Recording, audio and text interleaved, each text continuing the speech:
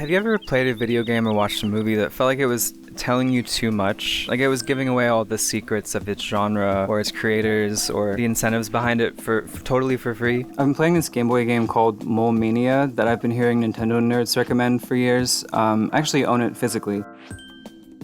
And I'm mad at myself for taking so long to get to it because it's honestly one of the best designed games I've ever played. And the more I play it, the more I think, like, this might be the Nintendo Rosetta Stone. Because it's a one-off game, because it was co-developed with another company, because Nintendo has almost never revisited or acknowledged it outside of a quiet virtual console re-release, Mole Mania makes the perfect Nintendo case study. It's kind of trippy. Ask any question about Nintendo and Mole Mania offers an answer. Even the deep, dark questions they don't want you to ask. Such as, why do so many Nintendo games take place underground? Why is it that some Nintendo games become huge multimedia franchises and others die a shameful death on the 3DS eShop? Why do we attribute every good and bad thing about every Nintendo game to Shigeru Miyamoto? Does Shigeru Miyamoto actually do anything? What is Shigeru Miyamoto's favorite color? It's turquoise.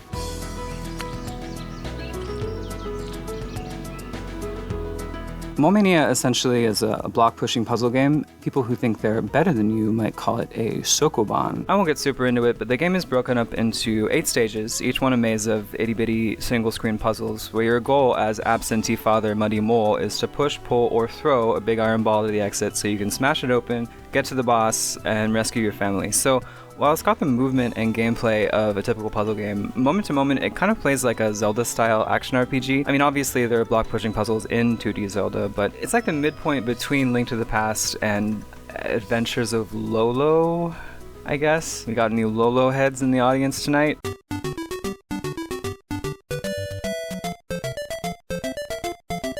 Enemies patrol around the level getting in your way. So every time you hurl an object across the room, there's a little mini timing challenge in seeing if you can knock an enemy out with your throw and kill 2 birds with 1 stone. And if you exhaust all your throwable objects, you have to be nimble enough to get around enemies with your dumpy mole movement. It's really a pretty clever genre fusion where instead of separating out the action and puzzle elements, the action feels puzzly and the puzzles feel actiony. So you never get too fatigued because mentally you're switching gears all the time. I think one big reason I've bounced off so many block pushing games, apart from Chip's challenge, is that getting soft-locked sucks. It's such a deflating anticlimax if you're new to the genre, especially if the game makes you hard reset every time, which a lot of old games do. Mole Mania's more forgiving mechanics totally flip that dynamic. A lot of rooms have multiple solutions, and the action elements give the player permission to think on their feet and be a little impulsive with their problem solving, which to me was so freeing. If you get the ball stuck in a corner, which usually sucks in a game like this, you can vault it right over your head. If you get stuck on the wrong side of a block, you can dig underground and surface somewhere else, provided your holes aren't blocking the path your ball has to take. It tricks you into thinking the game is easier and more beginner-friendly than other puzzle games, and in the first half it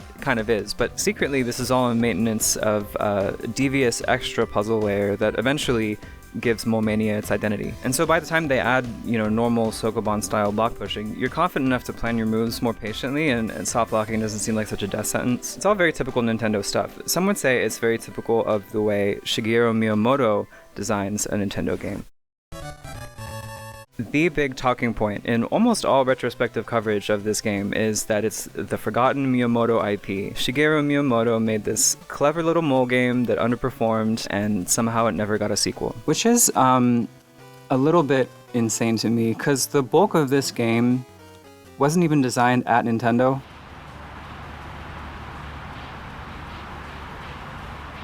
This is an easy mistake to make, right? I certainly don't heavily research every single game I talk about on here, but I think the tendency among gaming YouTubers to conflate developers and publishers speaks to a bigger cultural problem that we have. I'm generally not that ashamed to be a Nintendo adult. There are more annoying groups of people out there, but I don't know, man. I might have to defect if I hear one more big grown adult career YouTuber talking about game development like it's Yoshiaki Koizumi going into a broom closet at Nintendo HQ and praying really hard. Then somewhere in the sea of Japan, a GameCube disc bubbles up out of an ocean trench and they make Bill Trinan fish it out with a big net. I'm not gonna name any names, obviously. Arlo. Again, I'm an amateur, right? I'm not a journalist. I'm not a video game business expert. But Miyamoto was the producer, not the director of Mole Mania. Let's start there. Traditionally, a producer does have the power to shape a game via fundraising or by shooting down ideas, but the director is the one with boots on the ground working with the actual development team. And the director of Mole Mania was Masayuki Kameyama. Put some respect on the man's name, alright? Formerly the director of the first Wave Race game and lead programmer on Donkey Kong 1994, a puzzle platformer sequel to Miyamoto's famous arcade game, and arguably the best game on the original Game Boy. Kameyama was an employee at Pax Softnica, the second-party company that developed both these games, serving as the crucial go-between with Nintendo staff. And according to his bio in this interview I found on the fantastic translation website Shmupulations, he is also an impressively large guy. The thing about Miyamoto's favorite color being turquoise wasn't a joke. That was in his bio. Also, it is the correct answer. We can't know for sure how Mole Mania was conceived. It would make sense to hand Kameyama a new puzzle IP when he was so instrumental to Donkey Kong's success, but retro game credits are so vague. My point is, I'm also speculating. I think another part of the reason names like this get lost in the fantasy of Miyamoto as all-powerful avatar of all things Nintendo is just the fact that he has producer credits on so many of these games, and it's not always clear how his role changes from project to project. If you were to just research Donkey Kong 94, it would kind of reinforce the idea of an all-powerful Miyamoto. You can tell just from the way he talks to this interviewer, from the game's inception to its evolution into a puzzle game to finer details like character movement, Miyamoto, the producer, was deeply involved in the creative process. Of course, the level-to-level stuff was up to the Pax Softnica team. Everyone contributed individual level designs, some of them while on the toilet, apparently. But this hands-on mentality arguably falls outside the scope of a producer's normal responsibilities, which makes sense, given that Donkey Kong is his baby, and members of Pax Softnica naturally are going to defer to the guy representing the company that currently funds their existence. And I used to assume, and I think a lot of people assume, that that was just how Miyamoto worked as a producer before like the 2010s when he started to back off more. But in my research, I was surprised how often I was finding subtle counterexamples to that. Take Yoshi's Island, right? This is a game Miyamoto was personally invested in, that he's popularly associated with, where unusually for a 90s Mario platformer, he again was not in a director role. And again, it's clear reading interviews on the game's development that he still had a lot of sway. But when the interviewer mentions the game's end-of-level scoring system and points out that it's a pretty un-Miyamoto idea, he says this. Well, it might pain me a little to say, but you're exactly right. It isn't my style. One of the reasons is that I wasn't the designer for Yoshi's Island, but when I watched people playtesting the game, it looked like they were having fun, and it occurred to me that what people enjoy in games varies from person to person, and there's nothing wrong with having this element in the game too. So I gave the go-ahead. Obviously, it's not like noteworthy that a video game producer warmed up to an idea he didn't agree with, but in the context of the Miyamoto fan mythos, it's kind of interesting. There's this idea in Nintendo fandom that like Miyamoto is an overly sentimental old man who ruins franchises by barreling over original ideas. For the better part of 15 years, fans have been fixating on anecdotes like Retro Studios putting a weird blowing mechanic in Donkey Kong Country Returns based on cryptic notes provided by Miyamoto. And then, there was all the stuff with Paper Mario. I'm not gonna get into that. But after reading all these interviews, knowing that Miyamoto, the producer, isn't a tyrant, he's just stubborn and kind of weird, it's gotten a little bit harder for me to take those stories seriously. So many of these controversies were cases where Miyamoto was consulting on brand guidelines or character personality. It's not as though Nintendo would have pulled funding from Retro Studios if they failed to show off Donkey Kong's gentle side. The team just couldn't bring themselves to ignore advice from a living legend, and we fill in the gaps with fanfiction. I'm not saying there's no pressure on these companies, but directing all your hate for Nintendo's genuinely very bad business practices at one or two guys is not actually that different from crediting those two guys with every good decision, and it's just as dismissive of the teams working under them. I find myself reconsidering a lot of my assumptions. Knowing all of this, is actually kind of hard for me to imagine that Miyamoto would even have needed to have much input into Mole Mania. Think about it, right? At the time, he would have been working on a little game called Super Mario 64, and Softnica had just successfully launched a very, very structurally similar game with a similar design philosophy. I mean, they can handle it, right?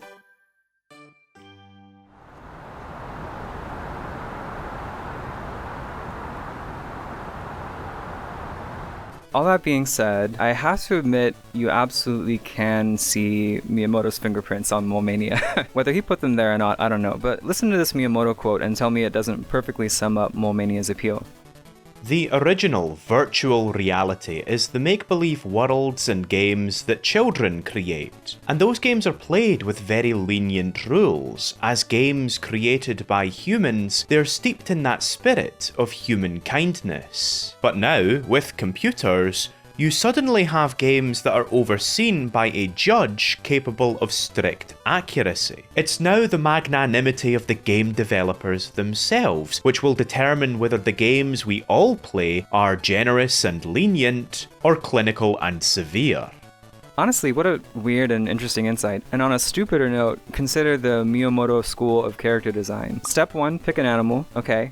Step 2, give him a f***ed up facial feature. Chop him up a little. Is it done? Does this look done to you? No. Step 3, stick a red garment on that beast. We forget that Miyamoto even has an aesthetic sensibility, but he does. He was a graphic designer before he was a game designer, after all. I can't find any record of who designed Muddy Mole, but if it was Miyamoto, I wouldn't be surprised if that was pretty much the extent of his involvement. The art really is one of my favorite parts of this game. The official promotional art, I can take or leave. That's not to say it's bad. I'm a big fan of this pose they use on the title screen where he's holding a cabbage out like a mobster counting a wad of bills. And check out this cute box art. Hey, zoom in a little bit. Who's that behind the logo?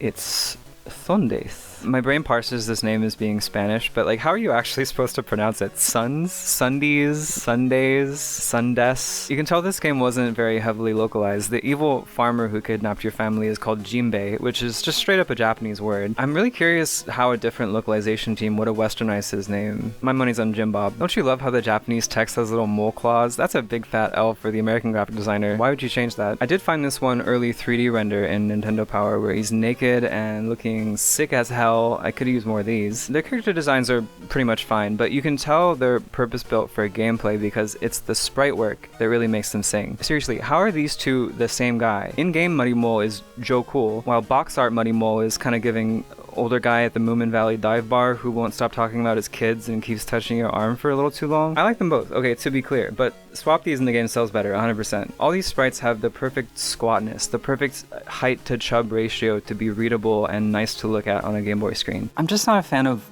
long sprites. Does that make sense? I feel crazy when I talk about this, but like, I just don't want to play a 2D action game where the characters are long and lanky with realistic human proportions. I can't explain it. Okay, maybe it's because I'm tall in real life. It just looks boring to me on a small screen. Castlevania gets a pass because the capes and the diva hair add visual weight. Tall stick figure sprites are fine because they usually have a strong center of gravity. Anyway, the cutscenes in particular are so important to me. I love when cartoon violence is a little bit emotionally sadistic, you know? Muddy loves his kids so much, and the way they totally ignore him while accidentally beating his ass is so cute in such a mean-spirited way. Like, this must just be what fatherhood is like, right? Big fan of the dynamic here, although I do long for a day when more mom characters can also be lovable deadbeats. Some other things I like about this game visually. I like the look of the cabbage that appears when you clear a level, and I like the animation where the baby pops out the cabbage. I like how if you face him in the right direction, you can see Muddy's eyes bug out over his sunglasses when you mess up an input. Very into these muscle man enemies and their stupid 2-frame walk cycle. The enemies being so simple and dumb looking in general is really funny. I'm so glad they're not all generic woodland animals. I do like the way the visuals will cut to Muddy's POV for certain things with these blobby oversized sprites. It's an interesting take on the Game Boy specific visual convention of full screen character portraits you usually see in RPGs like For the Frog the Bell Tolls or Harvest Moon 2. I love the chunky wiggly brick tile set in the underground parts of the snow levels, and I'm obsessed with the virtual pet looking designs of the underground enemies in those same levels, and the fact that the level boss is their mom, so good.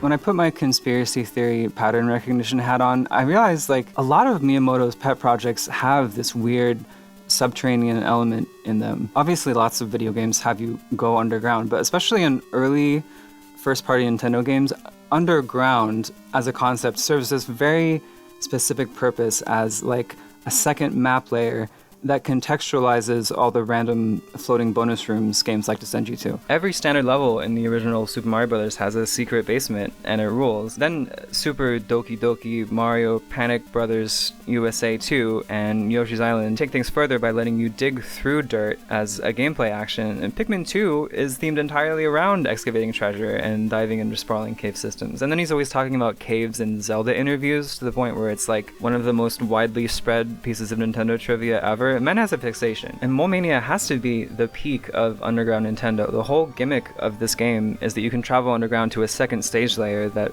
roughly corresponds to what you see above ground, but has differences you have to navigate around. And learning to read those differences, learning to interpret dead-end hallways and suspicious empty spots as hints is key to the game's puzzle solving. Decisions you make in one layer of a level affect the other layer in a wholly organic way. It's inspiring. A barrel you dropped in a hole above ground to use as a bridge can block your path underground, but only if the hole is placed in a bottleneck. A tunneling spot that seemed convenient underground might limit your mobility options with the iron ball above ground. It's perfect. This game is perfect. The interconnected dual layer gimmick really isn't a gimmick as much as a design trope Nintendo devs seem to love in the 90s, especially in Zelda games. I always think of the Dark World in Zelda: A Link to the Past. Like Super Mario Bros., that game still feels fresh because it has two maps superimposed over each other. But do you remember how you move between the light world and the dark world in that game? Okay, so you can step on these special floor tiles that send you between worlds that are hidden in random locations across the map and gated by items you get in dungeons. But there's also a magic mirror that transports you to the dark world, but it's only usable in the light world, and once you use it, you can only return to the light world by stepping on the exact map tile where you initially used the mirror. It's a little clumsy, it doesn't really stick. It's a great mechanic, but because it's framed so unintuitively, the game has to spend a lot more time teaching you how it works. Compared to Mole Mania, which is this dinky little game from only a few years later, it feels kind of primitive, even though the only thing that's really changed is narrative framing. An old Nintendo game sending you underground functionally isn't that different from a Sega game sending you to Geometry Hell, or a Wii game sending you to some stupid Sky Island. But as proven by Mole Mania, a partially underground setting is just better for justifying this kind of game structure, making it tangible, making it make sense. I think this is why Miyamoto, or the group of Nintendo employees who solidified the company's design identity in the 80s, is famously so focused on gameplay. The approach of starting with a game mechanic and then finding a story scenario to match isn't just about streamlining, it's not just about putting play first, it's a technique that allows you to use story and characters after the fact, like a magnifying glass or an editing tool, to coax out the less obvious play elements hidden within your concept. This is how you get those trademark Nintendo details that make a game feel like an object you can reach out and touch. Splatoon is a perfect recent example. 話してる時にこれは人とイカを切り替えて遊ぶ。人で撃ってイカでアクションの幅が広がる。でそこをメインのキーワードにして。Splatoon was about shooting ink long before it was about squids, and they considered just putting in Mario characters with paint guns, but the idea of making the players squids made so much sense with the established gameplay that it, just by virtue of existing, gave birth to the ink swimming mechanic that takes that game from good to great. In the same way, if Mole Mania weren't about a mole and his hole, if it was just a random single-screen dual-layer puzzle game published by Acclaim or something, and it was called Mr. Bibby's Big Bouncy Ball, you wouldn't just be losing aesthetic personality, but mechanical depth too. Like when you first go underground in a new room and you're digging through fresh dirt, the slower movement and the thuddy sound design create this really great sense of resistance. So on one level, there's this tactile feel to the movement that makes the game more playful, makes the world feel more real, but the difference in movement speed also subtly shapes your decision making. When you travel back through an old tunnel, you do move a little bit faster, which gently encourages you to reuse tunnels you've already dug, which encourages you to think more about where you dig underground, which encourages you to think more about where you're putting your hole, which is the focal point of most of the game's puzzles. And these are all just simple knock-on effects from narrowing down the game's setting and characters. None of this occurs to me when I play Dig Dug, a game about digging that offers zero reason for its characters to be digging. Like, Dig Dug is an excellent game, right? The idea of a Pac-Man style enemy labyrinth where you're constructing the labyrinth in real time is genius. The idea of framing it visually as a cross-section of a hillside is genius. Good rule of thumb when you're studying video game history, any good idea that's ever been in a Nintendo game was in a Namco game 5 to 10 years earlier. It's just true, alright? But let me ask you this. Who is this man? Why is he going underground to pump air into these poor dragons? I'm sure there is an answer. I'm really not in the mood to navigate that Google search. We take it for granted now that in game development, gameplay, story, and visuals all mutually influence each other. But someone had to articulate that for the first time, and for all the things we misattribute to Shigeru Miyamoto, I think it's safe to say that this idea might be his big contribution to game development as a form. Funnily enough, the first block-pushing game to narratively justify itself like this was the very first one, Sokoban. This entire genre exists because some guy worked in a warehouse pushing crates around, and I think that infusion of narrative reality is what made Sokoban memorable enough to be a game worth imitating in the first place.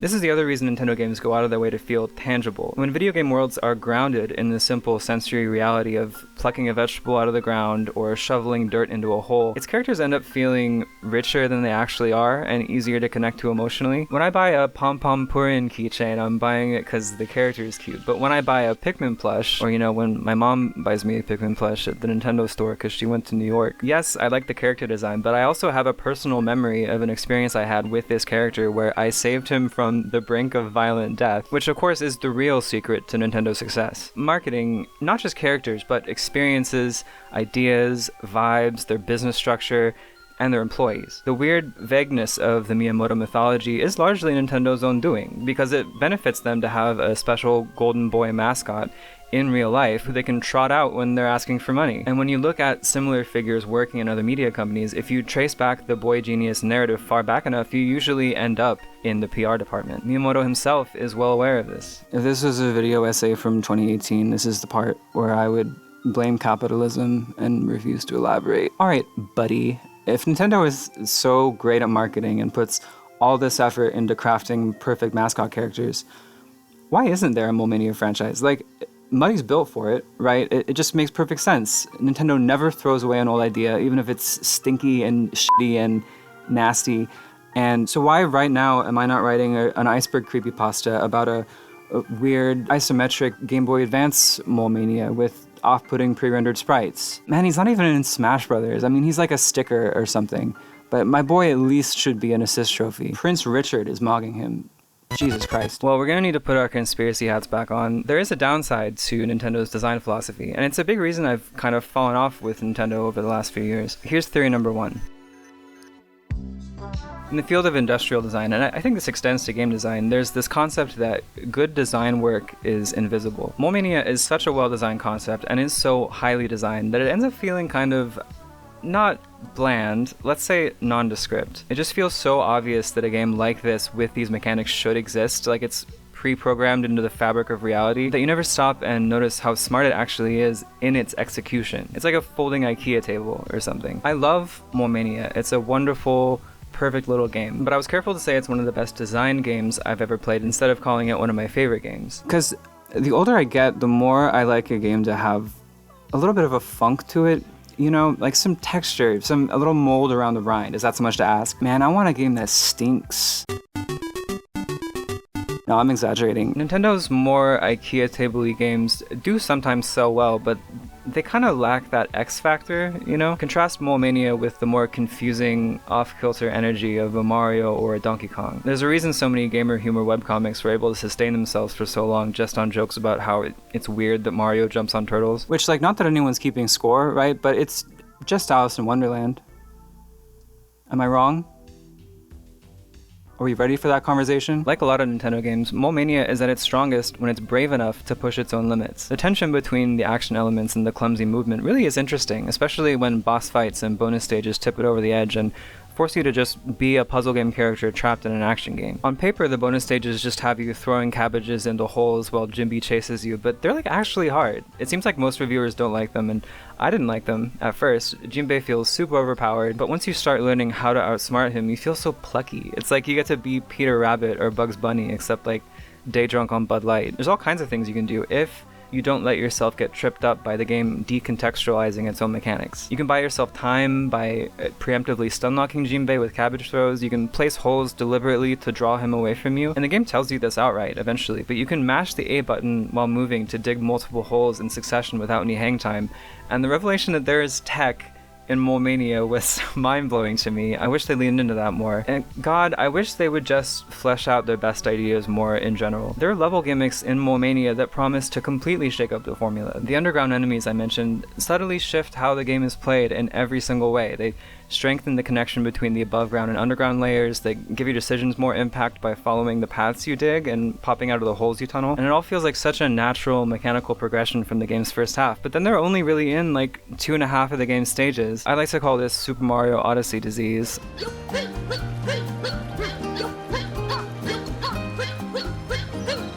Realistically, most people buying Nintendo games don't care about this stuff. Why would they, right? As nice as it is to get all this off my chest, this can't really be the reason there's no Mole Mania 64. So here's theory number 2.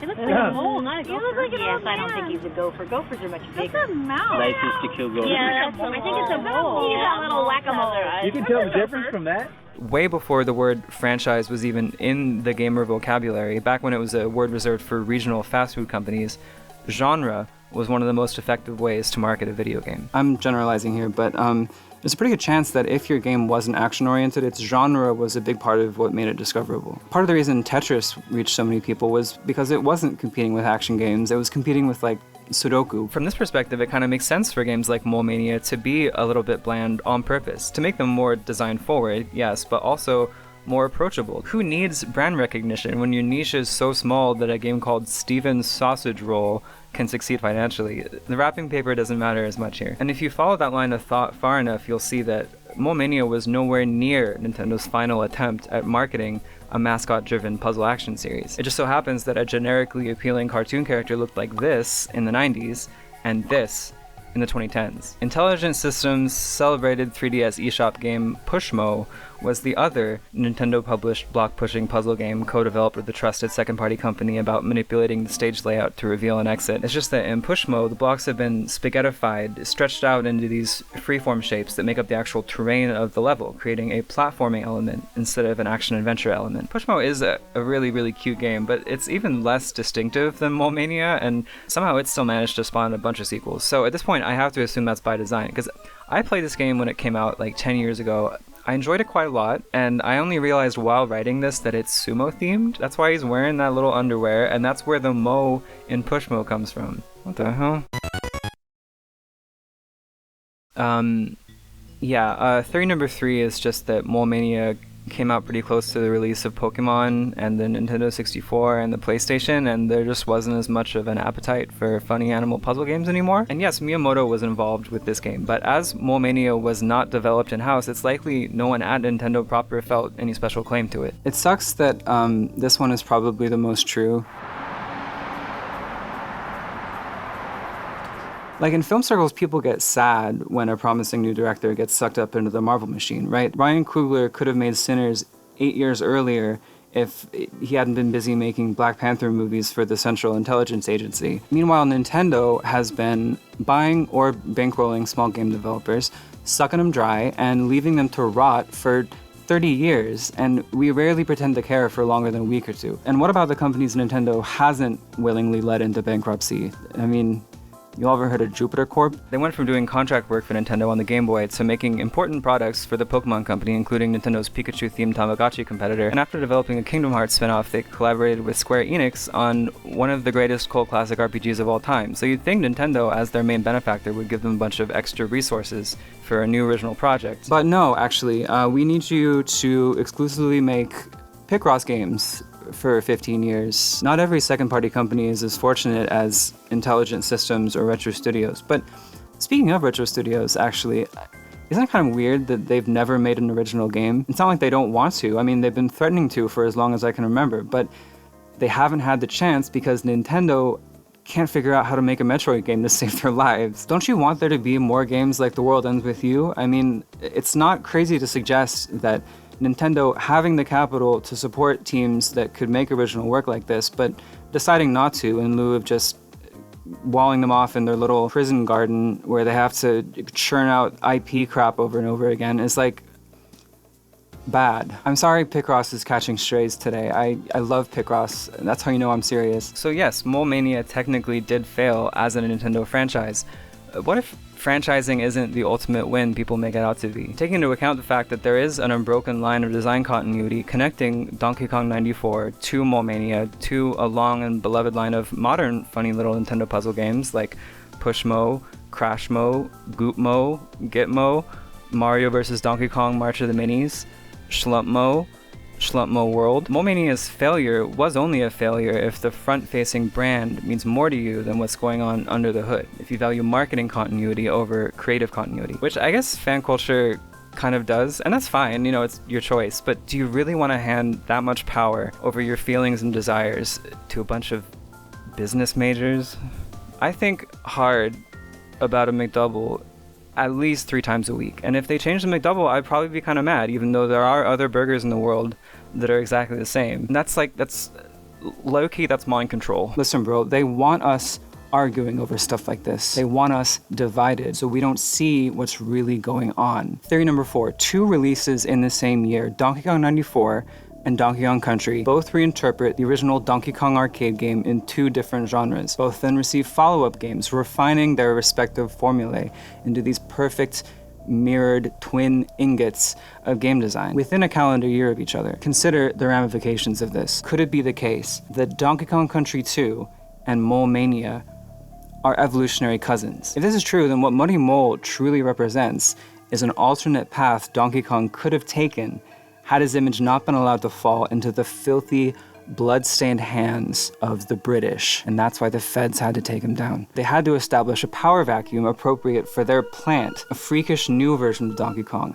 a genetically engineered hybrid of opposites with the brute strength of an ape and the digging strength of the common European mole, all wrapped up in a gay little outfit. This is actually why I'm excited to play Donkey Kong Bonanza when I eventually buy a Switch 2, because it seems like you use the digging mechanic in that game to move seamlessly between a level's different sub-layers and hidey holes instead of like going through a pipe or whatever, which would be so cool if they actually pulled it off. I don't know if they do. I don't know anything about the game's level design really, because I've been avoiding Donkey Kong spoilers. I used to fantasize about games with mechanics like this. I love when games have weird little underground zones, not big ones, okay, like little pocket ones. And I want a tunnel between them. Maybe voxel-based destructible terrain could become the Switch 2's thing. Like how in the GameCube era, every Nintendo series was beach flavored. The Wii era was sky flavored. The Switch was grassy knoll flavored. Maybe now it's time to start eating dirt. Even if it doesn't happen underground, I think this dual world gimmick needs to come back in earnest if Nintendo is actually committed to making open world games fun, which they seem to be for some reason. Look, they came close with Breath of the Wild, okay? I'm not disputing that, but Tears of the Kingdom, I don't know, man. To their credit, they tried to give that game an extra Dark World type second layer in the form of the depths, which are underground. They just forgot to put any stuff down there. Honestly, the caves they added for that game come a lot closer to the appeal of the Nintendo Underground for me, and the way they're seamlessly incorporated into the old world map is insanely impressive, but no one cares about that feature because the depths overshadow everything. It just feels like there's something here with this design philosophy. Like somewhere at the center of all this is the key to revitalizing Nintendo as an industry innovator, bringing back the bolder, funkier energy from before the Wii era, and making these games feel special again. It couldn't just be that we're all finally aging out of the target audience around the same time that the company is shifting its focus toward Disney-style multimedia brand management, right?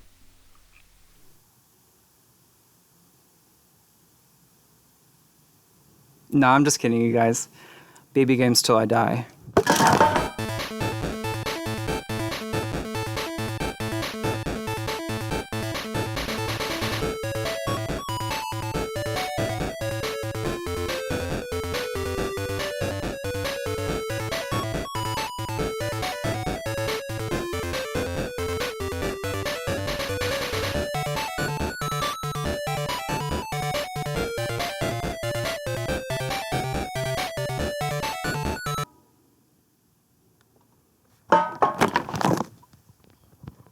Those were 4 Loco cans.